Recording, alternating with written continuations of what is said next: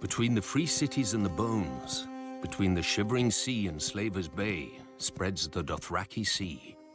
Named not for its waters, but for how freely its conquerors roam upon it. A traveler on the Dothraki Sea will find few villages and no farms, because the Dothraki view it as a sin to cut into their Mother Earth with plows and shovels. And the Dothraki know only one punishment.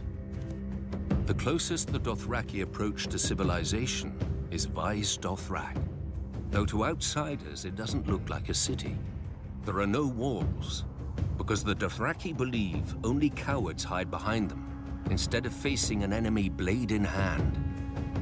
But the Dothraki couldn't do that here either. Within the bounds of the city, no one, not even the mightiest Khal, may carry a blade, by order of the priestesses of the Dosh Khaleen. Not that any enemy would be foolish enough to attack the sacred city of the Dothraki in the first place. Two giant bronze stallions rear over the entrance to the city, their hooves meeting in the air to form an arch, the famous Horse Gate. Through it is the God's Way, where the Dothraki drag the sacred idols of the cities and peoples they've broken. Along one side, stone gods look down on you from cracked thrones with chipped and stained faces, their names lost to time. Across the road, monsters watch you pass. Black iron dragons with jewels for eyes, roaring griffins, manticores with barbed tails poised to strike, and other terrible beasts from every corner of Essos. But there is nothing to fear. If these gods and devils had any power, they would never have ended here. Not all foreign gods in Vaes Dothrak are broken. In the famous eastern and western markets, merchants worship their god of trade with the sufferance of the Dothraki, who themselves don't understand buying and selling.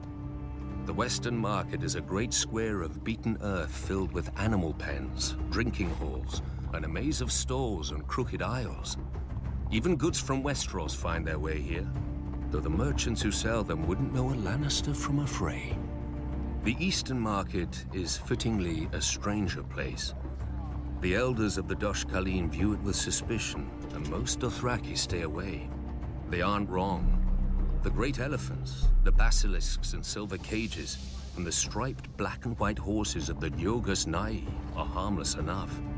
But I can see how the elders wouldn't want their younger members to see the warrior maids of Hir Kun, who wear iron rings in their nipples and rubies in their cheeks, or listen to the shadow men, who cover their bodies with tattoos and hide their faces behind masks and whisper dark secrets for a price. This is all of Vaes Dothrak that foreigners ever know.